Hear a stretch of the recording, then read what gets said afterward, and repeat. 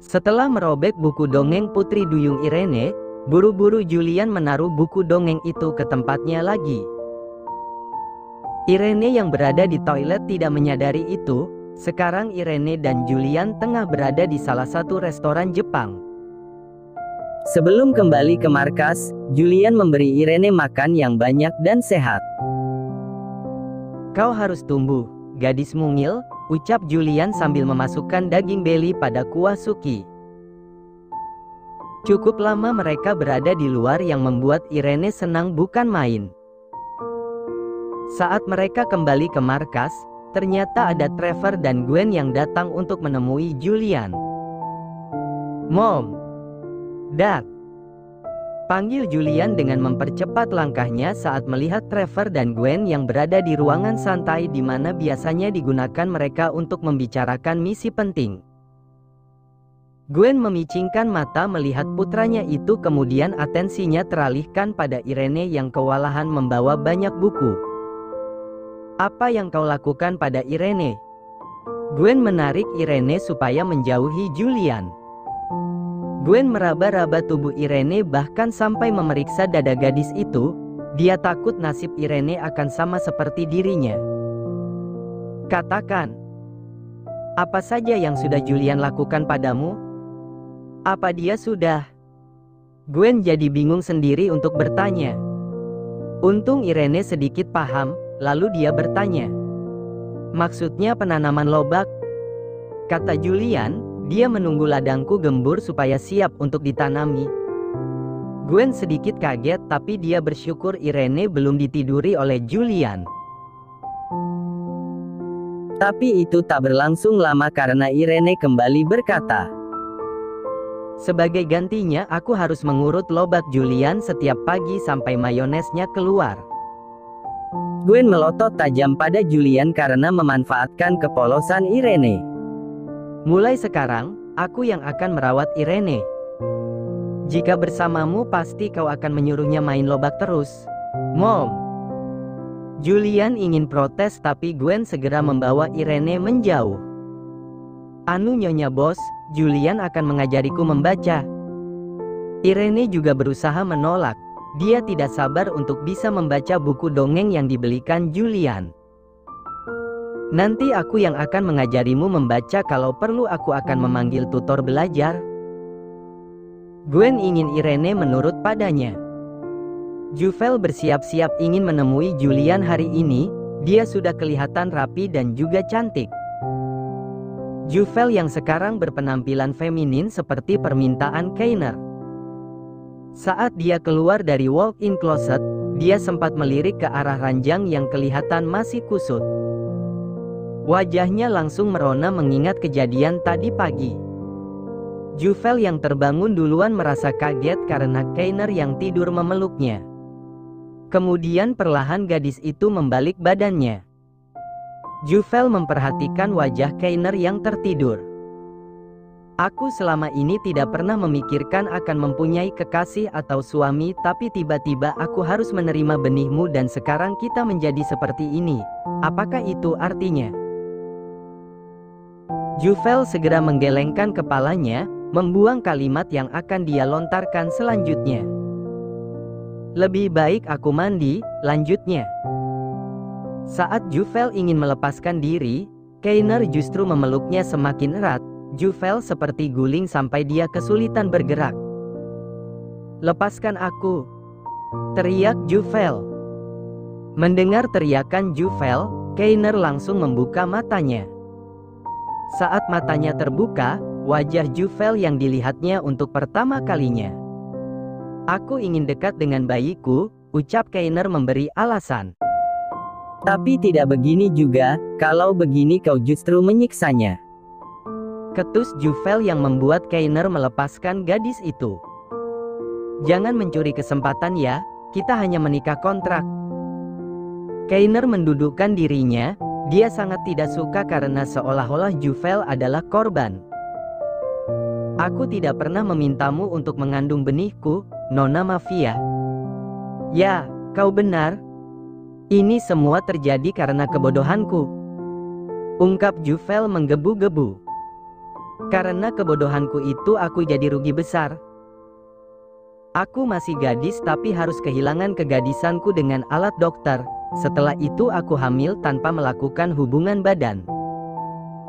Dan lebih parahnya nanti saat aku melahirkan, aku akan... Juvel sampai tidak bisa melanjutkan kalimatnya karena malu harus mengungkapkan itu. Tenang saja, Juvel. Aku akan membuat jalan lahirnya terbuka lebar saat kita sudah menikah nanti. Ini demi bayiku supaya bisa keluar dengan mudah. Goda Keiner, tentu dia paham apa yang dimaksud oleh Juvel. Tuh kan, kau banyak untungnya, aku yang rugi banyak. Juvel merasa semuanya tidak adil. Keiner tertawa sendiri mengingat tingkah Juvel. Semakin mengenal gadis mafia itu, Keiner semakin tertarik dengan pribadi Juvel. Tuan. Panggil Lukas mencoba menyadarkan lamunan bosnya. Dia ingin memberi laporan yang harus diperiksa Keiner. Keiner berdehem kemudian mengambil laporan yang Lukas berikan padanya. Tuan, wedding organizer ingin bertemu dengan pasangan pengantin untuk berdiskusi mengenai rancangan acara nanti. Lapor Lukas yang mengurus pernikahan Keiner dan Juvel. Kau atur saja, siapkan semaunya dengan pilihan terbaik. Keiner ingin membuat pesta pernikahan yang meriah, tujuannya untuk membuat Clara semakin panas. Keiner mengingat saat Clara mengetahui jika Keiner yang ternyata adalah anak dari Harold, diam-diam menemuinya dan meminta maaf. Dengan tidak tahu malu, Clara mengajaknya kembali. Bukannya Keiner iba atau peduli, justru Keiner semakin jijik. Baik, Tuan. Saya akan mempersiapkan pesta pernikahan terbaik supaya para tamu undangan tidak bisa melupakannya, ucap Lukas lagi. Keiner mengangguk, matanya masih fokus pada lembar-lembar laporan sampai dia mengingat Juvel lagi. Juvel mengatakan jika hari ini akan menemui saudaranya. Apa dia sudah pergi? Tanyanya.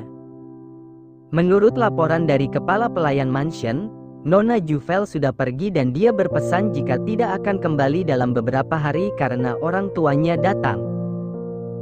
Jawab Lukas yang sebelumnya menerima laporan itu.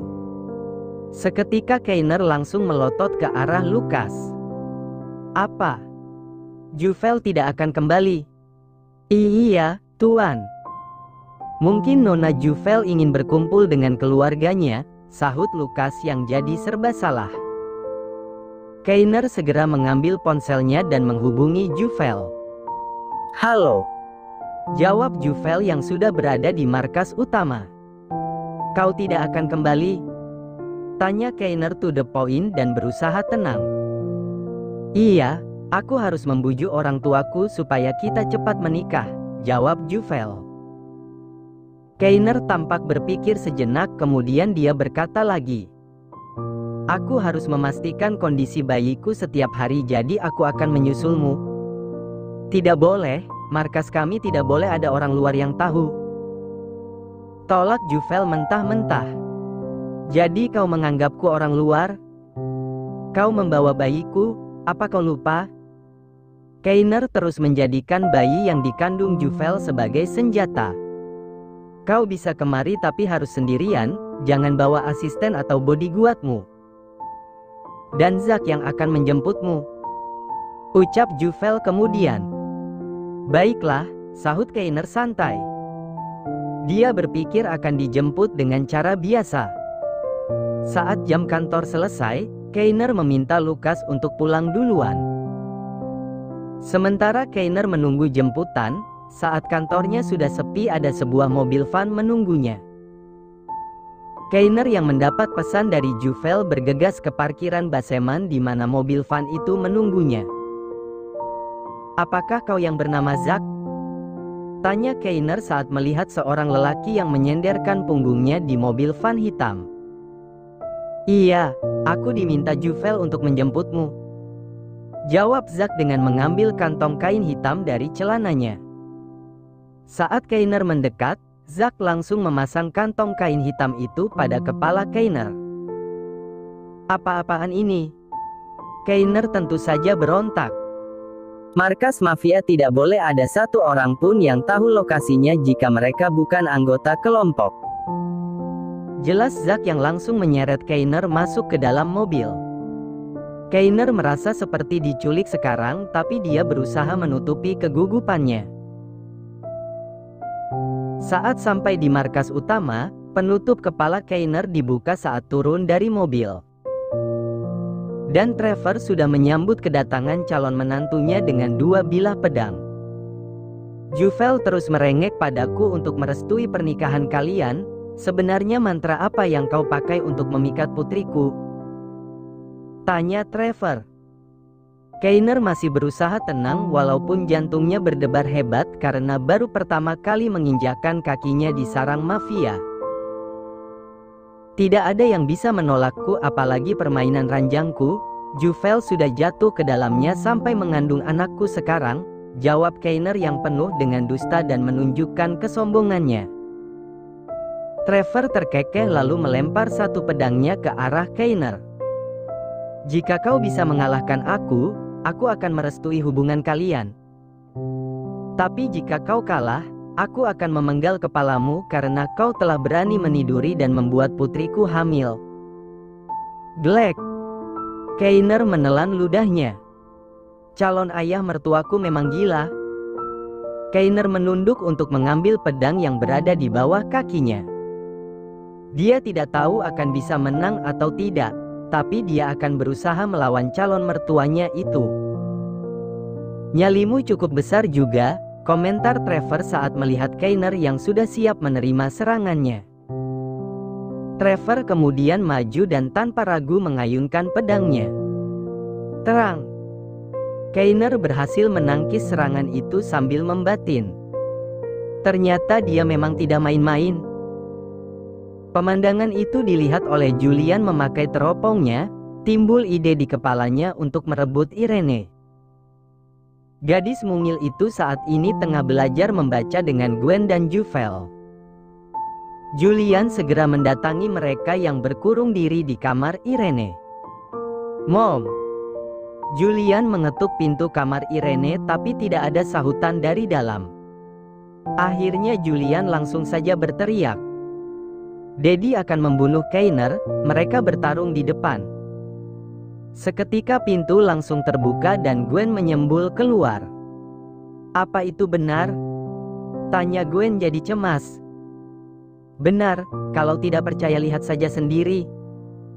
Jawab Julian tampak meyakinkan. Gwen buru-buru mengajak Juvel pergi untuk melihat sendiri keadaan Keiner dan Trevor. Ayo Juvel. Jangan sampai bayimu lahir tanpa sosok ayah. Ajaknya. Juvel menggelengkan kepalanya karena ayah dan calon suaminya yang terus-terusan berselisih. Setelah kepergian ibu dan adiknya, Julian merasa kegirangan. Dia bergegas masuk ke kamar Irene dan mengunci pintunya. Irene yang sebelumnya mendengar perkataan Julian jadi bertanya. Apakah di markas ada masalah? Jangan dipikirkan, Mommy dan Juvel pasti akan membereskan masalah itu. Julian mendekati Irene dan duduk di samping gadis itu. Sudah sampai di mana belajarnya? Irene mencoba membaca, walaupun masih terbata dan banyak kata yang salah. Julian memakluminya. Tidak perlu buru-buru. Julian mengusap puncak kepala Irene. Kalau sudah belajarnya, temani aku. Temani aku mandi, aku kepanasan dan kau harus menggosok punggungku. Irene menggigit bibir bawahnya karena lagi-lagi Julian akan memperlihatkan tubuhnya yang tanpa busana. Aku jadi penasaran denganmu Julian, ungkap Irene kemudian. Penasaran apa? Julian tampak kesenangan karena Irene yang penasaran padanya. Apa di sekolah tidak diajari tentang rasa malu? Kenapa kau tidak malu memperlihatkan tubuhmu yang telanjang seperti bayi padaku? Tanya Irene kebingungan. Julian mengusap wajahnya kasar. Haruskah aku bilang jika aku ingin menidurinya?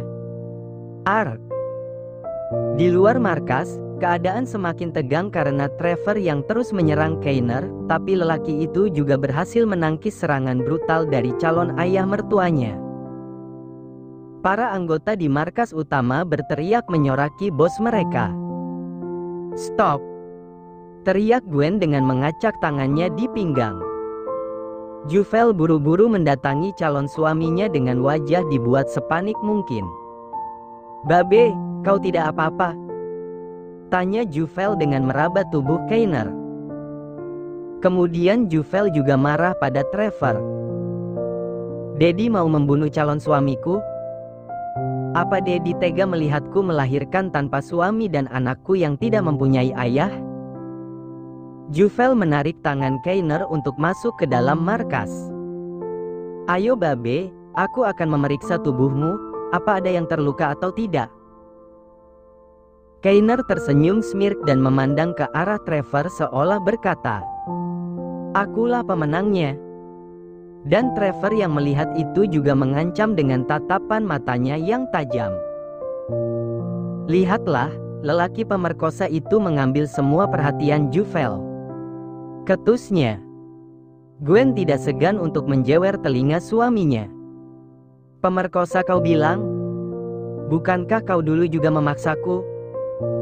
"Hentikan sayang, semua anak buah melihatku sekarang."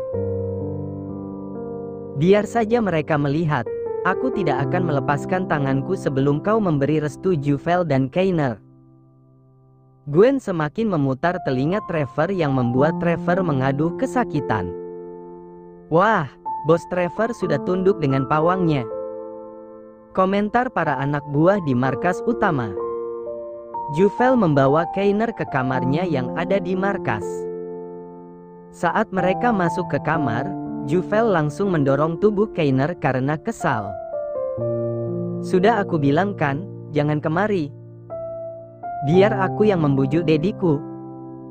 Kesal Juvel dengan mendudukkan diri di sofa kamarnya. Kainer hanya diam saja karena sedari tadi dia sibuk mengamati markas tersembunyi yang selama ini Juvel tinggali. "Kau dari kecil hidup di sini?" tanyanya penasaran. "Kenapa?" Juvel justru bertanya balik. "Ini markas utama, ada markas-markas lain yang tersebar di wilayah kekuasaan kami. Kami juga punya mansion dan pulau pribadi." Juvel menjelaskan mengenai tempat tinggalnya. "Dari kecil justru aku tumbuh dengan berpindah-pindah tempat. Dan kau tahu, itu melelahkan."